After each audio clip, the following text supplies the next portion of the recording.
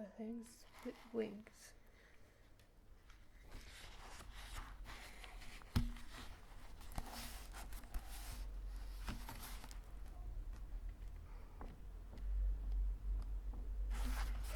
𝙽𝚘𝚝𝚎, 2nd of May 2022. I was so nervous that my fingers stiffened. I clenched and unclenched my fists. What if I fail? I'd done this repeatedly, but I felt terrified each time. I took a slow, deep breath and thought about 𝙽𝚘𝚝. He must be drunk by now, clicking his lighter with one hand and holding his phone with the other. He might be lying on the couch contemplating the reasons why he should go on living, or the reasons not to. How does 𝙽𝚘𝚝 see the world and himself? I faced this question every time I tried to save him.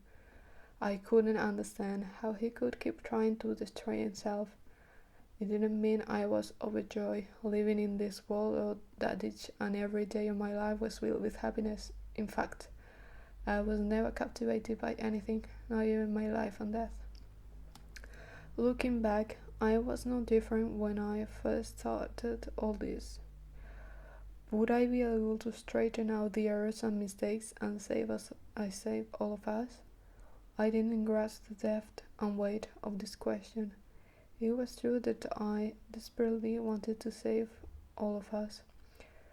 No one deserves to die, to despair, to be suppressed, and to be despised. On top of that, they were my friends. We might have had our flaws and scars and had been twisted up and distorted. We might been nobodies, but we were alive. We had days to live, plans to follow, and dreams to fulfill. At first, I didn't think much of it. I thought it all depended on how much effort I put in after I figured out who I needed to save and from what. That was what I thought. I believed I could solve it all by persuading them and changing things. I was simple and naive, but it was no more than an attempt to save my own skin. After a series of trials and errors, I had a realization. It wasn't so simple to save the others. 𝙽𝚘𝚝 wasn't easy to handle. He was probably the most difficult of all. He was always changing the time and place of his attempts at suicide. I had to approach him differently than the others. A solution that worked fine the last time didn't work the next time. Just when I thought I finally unrevealed one mystery, he led to another hitch. At first, I couldn't put my finger on his reasons. After everything, all I could guess was that 𝙽𝚘𝚝's distress was connected to his inner conflict.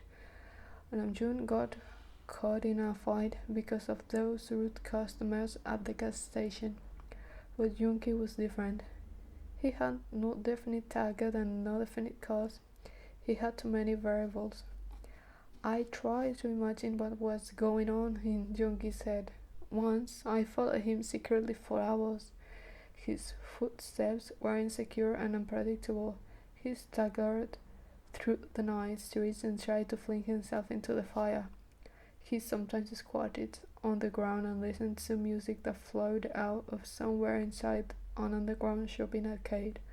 After a night of following him, I realized how dry, dull, and flat my own life was. It wasn't that I envied 𝙽𝚽𝚝. The suffering he must have endured, going from one extreme to the other, were beyond my imagination. All I could do was to watch him stagger around. One setback was always followed by another. A new layer of despair came down even before the previous one was stripped. I might not be able to save 𝙽𝚽𝚝 after all. I couldn't find a breakthrough, but at that moment, hope flew in. I once had that hope had wings. It was a little bird with wings. A bird flew into 𝙽𝚽𝚝's workroom, which was in an abandoned building in the middle of a redevelopment neighborhood. It had been decided to demolish the neighborhoods a long time ago, but it was left deserted when the redevelopment plan stalled. The bird flew in through a broken window. 𝙽𝚘𝚝 was standing in the middle of the workroom with a lighter in his hand. The entire workroom smelled strongly of gasoline. I was standing right outside the door. I was about to jump in when I heard a big thud and the flapping of wings. The door was half open, so I peeked through. 𝙽𝚘𝚝 had his back to me. The bird collapsed on the floor. It fluttered its wings again, but failed to rise into the air. 𝙽𝚘𝚝 stood completely still and looked down at the bird, so I still couldn't see his face. The bird flapped around the workroom in search of a way out. It bumped its wings into the wall and the chair, and the feathers that fell out drifted around on the floor. 𝙽𝚘𝚝 was just gazing at it. His hand holding the lighter still hung in the air. He finally dropped his arm, sat down, and covered his head with both hands. I went into his workroom that night. It was spacious but desolate. A dirty sofa, chair, and piano were all I could find there. Crumpled pieces of paper were scattered all over the floor. He must have tried to start a fire. Some of them looked like lines of music with sentences of lyrics scribbled on them. I looked around. I found the thing with wings. The bird was crouching behind the piano, with dried blood around the bones on its wings. It seemed petrified and cowered in fear when I came near.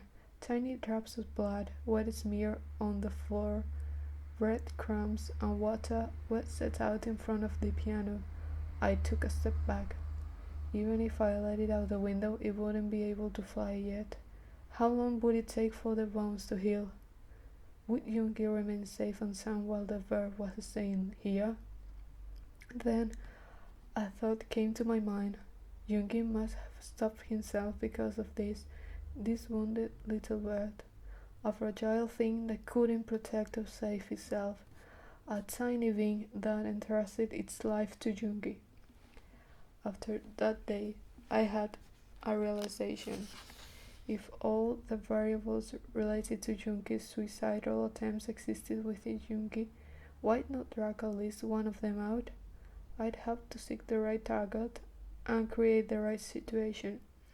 A variable that could give 𝙽𝚽𝚝 a reason to stop destroying himself, someone who could share his scars and desires.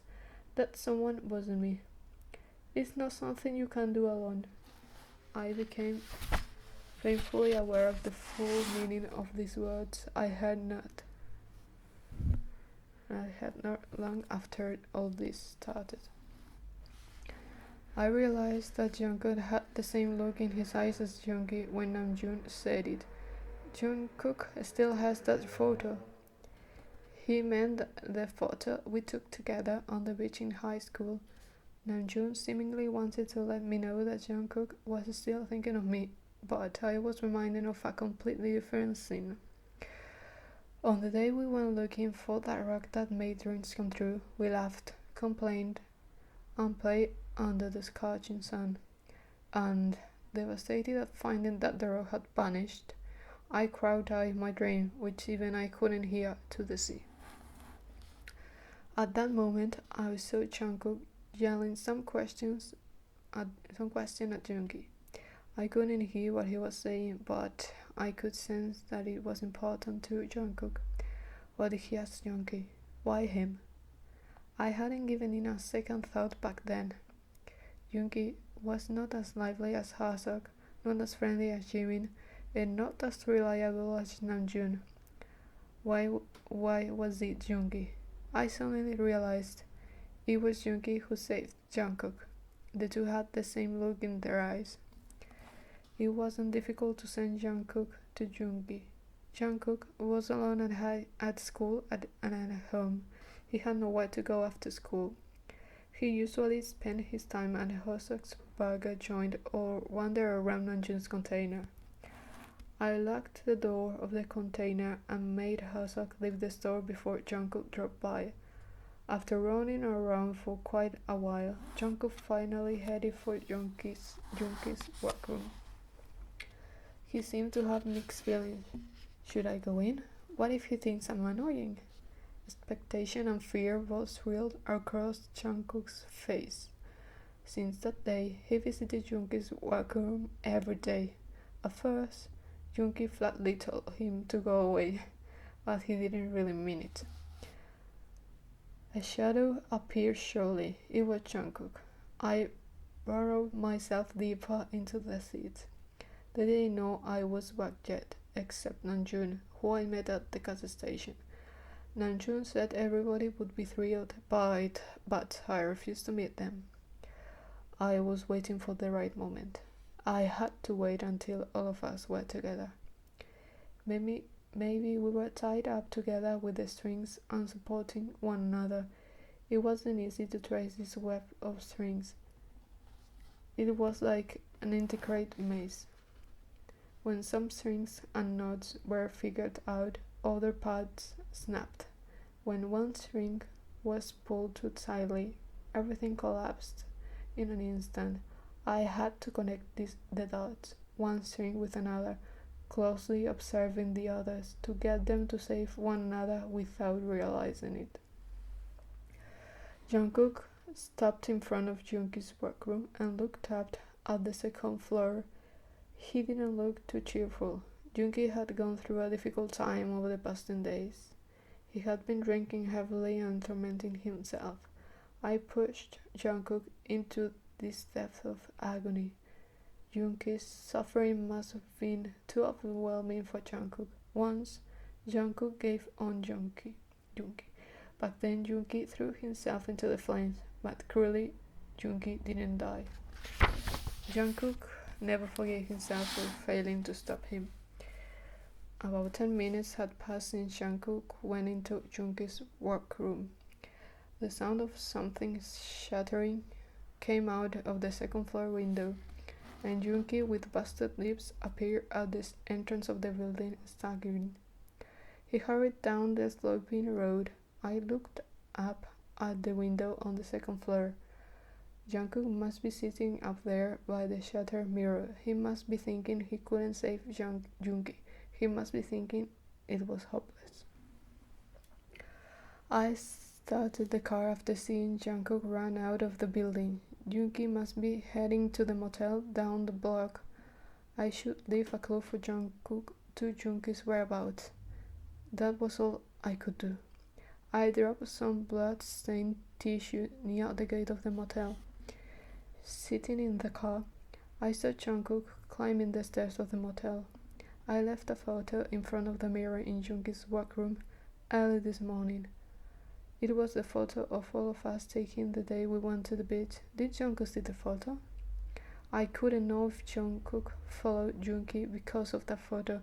If Jungkook decided to give it a try, seeing a small seed of hope, or if Jungkook was motivated by something else. I wasn't sure how Jungkook could save Junkie. That decisive moment in life, that last moment for each of us, including Jungkook and Junkie, can't be interfered with.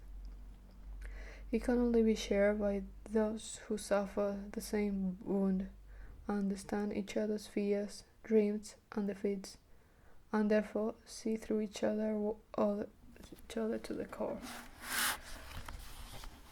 I looked up at the hot motel window. I wonder what Jungkook and Junkie were talking about in there, and I desperately wished that the thing with wings would be able to take off into the sky from there. Junkie, 2nd of May 2022. The shit caught fire and instantly flared up. Everything dingy and shabby died away in the unbearable heat. The musty smell, the depressing dampness, and the dark and dismal light were no longer recognizable. Only pain was left, physical pain that seemed to boil in the flames. My fingertips felt as if they were melting down with blisters forming. That expressionless face and the sound of music dispersed into the air. I was different than him. Dad didn't understand me, and I didn't understand him. If I tried, would I have been able to persuade him? I don't think so. All I could do was hide, defy, and run away. Sometimes I felt like it wasn't him I was trying to break free from. At such moments, fear rushed over me. What am I running away from then? What does it take to escape from myself? Everything looked hopeless. I thought I heard someone calling me, but I didn't turn my head. I couldn't breathe, I couldn't move. But I knew it was Jungkook. He must have gotten mad. He would mourn for me. I just wanted to flop down. I wanted to put an end to this smoke, heat, pain, and fear. Jungkook shouted something, but I still couldn't hear. Everything before my eyes fell apart. It was the last moment I lifted my head. My last sight of this world was the isolating room, the red hot flames and rolling heat, and Jungkook's twisted face. Jungkook, 2nd of May in 2022. I looked out and found myself in front of the container. I opened the door and went inside. I lay down, curled up, and covered myself with all the clothes I could find. I felt cold and my body trembled. It was hard to pull myself together and lie still. I felt like crying, but tears wouldn't come. The scene of Jungkook standing amidst the flames kept replaying in my mind. Flames blazed up from the sheet. I couldn't think. I didn't know what to do. I wasn't a good talker. I couldn't even express my own feelings, let alone persuade someone else. Tears welled up and a cough lodged in my throat. It became even harder to speak. The only words I could utter as I jumped into the flames were, "I thought we were all going to the sea together." "What's wrong? Are you having a nightmare?" Someone shook my shoulder. I opened my eyes to find Namjoon. A sense of relief overcame me. Namjoon put his hand on my forehead and told me I had a fever. It was true. The inside of my mouth felt like I was burning up, but it was freezing cold at the same time. My head ached and my throat was sore. I could barely swallow the pills Namjoon brought me. "Go back to sleep. We'll talk later." I nodded. Then I asked him, "Will I be able to grow into an adult like you?"